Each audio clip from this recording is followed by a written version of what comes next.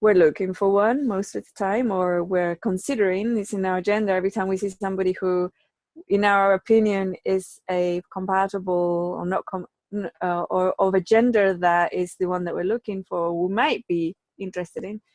We look at them with that agenda. So they're too tall, they're too short, they're too skinny, they're too fat, they're too young, they're too old, they're too scruffy, they're too elegant. For what? Right? When we're walking around in town or whatever. And some years ago, I gave and created the Sex, Love, and Soulmates in the New Paradigms course. And at the time, people would say, why would you do that? You know, what's that got to do with ascension, with spirituality, with empowerment? A lot.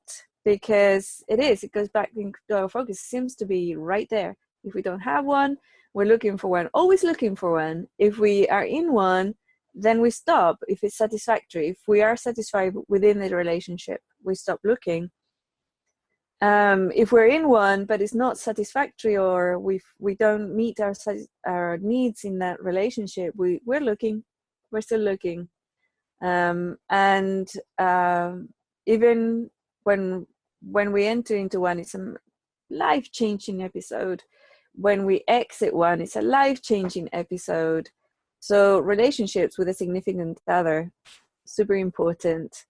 And today I wanted, because we're looking at needs, I want to look at and focus on and maybe zoom into that whole perception that we have been taught, that it is the other person who meets our needs. Okay? Because that is actually not true. It's not the other person that meets our needs. And going into a relationship to have those needs met is usually a recipe for disaster. And thinking or hoping that we will meet another person's needs is also a recipe for disaster, because it is sorry, I'm gonna close this chat thing now. Because we start being or behaving or doing things that we wouldn't naturally or normally do in order to make sure that the other person's happy so they won't leave us, right? So, or we assume things about them. It's like, I assumed that Larry didn't like palaces and elegant locations. You know, I thought he wanted to live in a really, really simple, tiny space. And it was only like 2 weeks ago or something that I discovered that, through some vision boarding, that he liked elegance and palaces and all these type of things. And I was like, whoa, you know, wow, I totally unexpected that. Did not expect that at all. So never assume, and never behave in a way that you assume will make the other person happy, because often you're wrong. And often we may make conclusions about the other person by how they're living.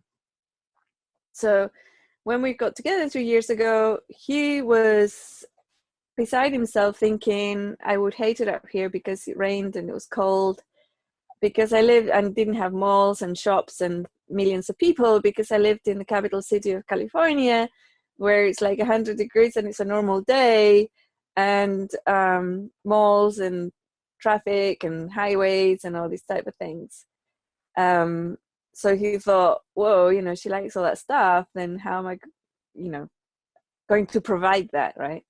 And it was like, yeah, I don't like I mean, I like malls, I have to admit, when they're not busy.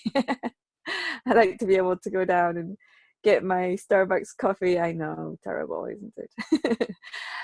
Very politically incorrect of me. I like to go just drive 5 minutes to the local Apple store, you know, type things. But that is secondary to, I wasn't able to go outside most of the time in California because I don't do well in the heat and the sun just knocks me out. So I would have to be home by 10 a.m. and I couldn't get out again until after 6 or 7 in the evening when the sun was less intense. So here, I'm actually out most of the time. It's like I hardly spend any time at home. Look, and the weather for me, this weather is like perfect. It's like I feel so much comfort and well-being when I hear the rain and it's all wet and it's like, oh yeah, it's lovely. Now when you get outside and you get cold and wet and nasty, it's like, yeah, wear the right clothes, right? So you don't wear rain gear.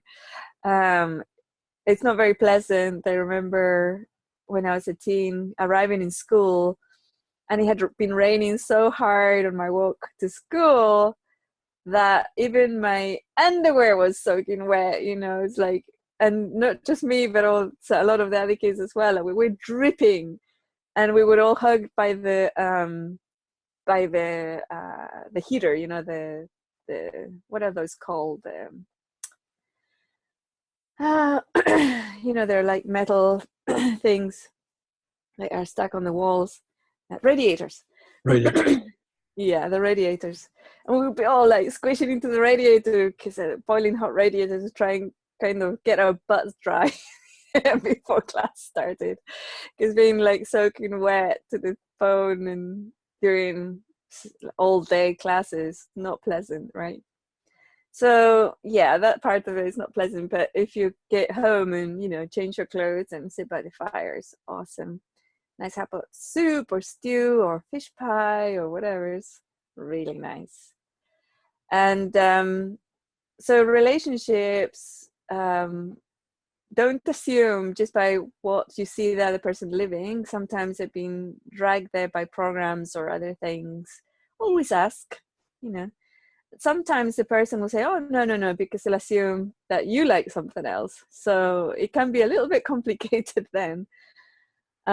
Most problems within a relationship I don't mean like huge problems when a person is a practicing addict or has a mental problem like schizophrenia or paranoia or I don't mean those type of relationships. I mean when two people are healthy and they love each other and are awake and have high frequency, or even waking up on high frequency. Naturally, their base energy is a high frequency one. And if they're having problems and it's like, oh yeah, we need to split up or whatever, or like serious problems, it's usually communication, right? It's usually to do with communication, making the other wrong or feeling attacked, and those things happen because needs are not being met. And those things happen because are not meeting our needs ourselves, our own needs. So it all winds back to ourselves, right? So sometimes, it's like we do have a co-creative need that we might find is not being met. And it could be quite serious, a quite serious one. Like, I like to work all day, right? And that really brings me a lot of joy. Doing my job all day brings me a lot of joy. Another person doesn't like that. They want connection all day. They want to be conversing and talking and chatting all day. And the two don't meet because one of them needs that space, mental space. They need that mental space to be able to work. Another person sees that as a rejection. It's like, you're not with me right now and you're never with me, you're always working. Lack of communication, lack of needs not being met, and how to communicate that with each other without making the other wrong. So, you're always working, you're always looking for attention, it's not the same as I have an inner need to concentrate on my work right now, and I totally understand our co-creative relationship, and this is like an inner conversation, right? So my significant other really needs personal attention, like focused attention. So, I could split my day in half and do both, or maybe 2/3 working because I'm the primary person in my life and I really like that. I don't really need that much focused attention, so maybe I'll give her or him a third.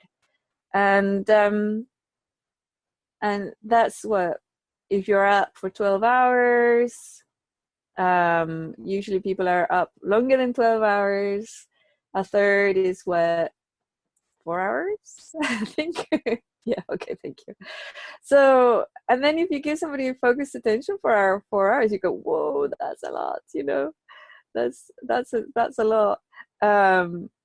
When you think about, but if you think of it as a third of your time, it's not that much, you know. And then you offer, you can kind of, yeah, I totally know that focused attention. You don't say you need blah blah.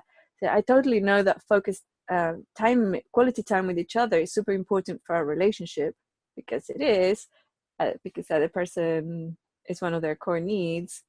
So I think, you know, maybe we should spend 2 hours, try to, you know, like really calculate 2 hours a day to spend focused on each other. The other person's going to be so happy. It's like, whoa, I'm going to get 2 hours. Yay. You know, and you think, yes, I only have to do two, you know, not four.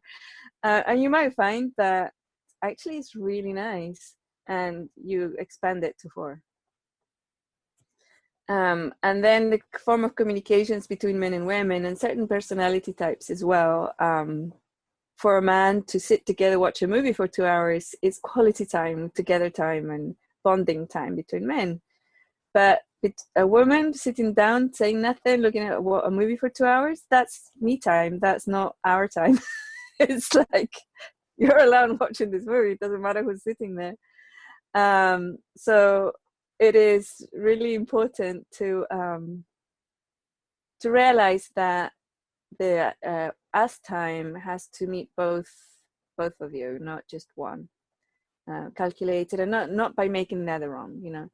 And if they answer, oh, you know, it's like, God, you know, you men, you're always blah blah blah, you know. So if you're a man, you go, exactly, I'm a man, thank you for realizing that, you know. And if they say, you women, blah blah, of course, you know, women are blah blah blah, so that's right, I'm a woman, thank you for realizing it, great, now you can totally understand where I'm coming from. They don't expect that. One of the really funny things about saying, I watched this several weeks back, a couple of months or 2-3 months ago, maybe more. I was watching this show by this guy who has a blog on YouTube, or a vlog, and it was hilarious because he asked women, so have you ever told your man, oh God, you're such a man, you're so, like, you're such a man, or you're so man-like? And she said, yeah. And what did you mean by that? It's like, oh, because he's, like, you know, always on his phone, or always watching TV, or blah blah. It was always something negative, right? And then they said that he asked the same question to the man. He says, well, has your woman ever told you, oh, you're such a man? And he says, oh yes, she did. And he says, what did that mean to you? That I'm strong and great and I'm fantastic and the best person on the planet. It was like so hilarious, because they hear, it's like, okay, and something that Larry said this morning too, it doesn't matter what you say, doesn't matter what you mean, it's what they hear. What did they hear, right? So be aware of that. Be aware of that what you say is not necessarily what they hear or what they think you mean. So always clarify, and say it in a way that you own the stuff, you know, you own the things. Don't move forward in a way that blames the other. And if you find yourself blaming somebody, it's like, oh, that person, blah, blah, blah, blah, blah, you're thinking to yourself. Then look at that energy and think, so which one of my needs is not being met right now, right? And I'm projecting that meeting of that need to that person. Is it they need to be heard? Is it they need to, what is it, you know, to be connected with, or to be left alone, to rest? Am I hungry right now? Do I need to nourish myself?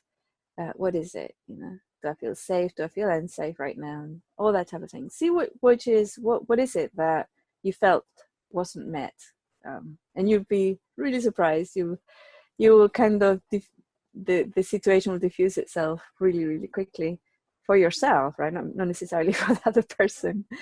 And also, like any other skill that you start learning, don't project it onto the other person. You know, it's like, don't start saying when they shout at you that you're not doing the dishes, you know, don't start saying, oh, that's because you have a need for me to blah blah. It's like, yeah, no, don't do that.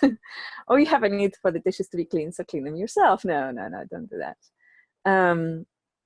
Whenever you communicate with another person, always own what it is that's happening, and in any way that it affects you, own that effect, right? Look at it from your perspective, and why is it triggering you? What does it bother you? And then when you realize things and things are working, make it your own. You know, it's like, yeah, I totally understand that. In yourself, right? This conversation, I totally understand that having clean dishes is really important for this person I'm living with. So you know what? I'm gonna make an effort. I'm not gonna put an alarm on my watch, clock or phone that reminds me to do the dishes when it's my turn. So I kind of create that nice environment in my house. You doesn't say this to the other person. You say it to yourself, right? And then if it was not the dishes, it's something else, then it's not the actual dishes that was the need that's not being met. It's something completely different. So you start looking at the connections, right? You never make the bed. You're supposed to make the bed on Tuesdays and Fridays, and you never make them. Oh, so it's not the dishes or the bed. So what's happening here? Right? Because if you start making the bed, then it's going to be, you never take out the garbage, you know. So yeah, have a look and see what the common denominator of the energies are. Apart from you are the common denominators, but what is it that it's a running theme? What was being not met at that time?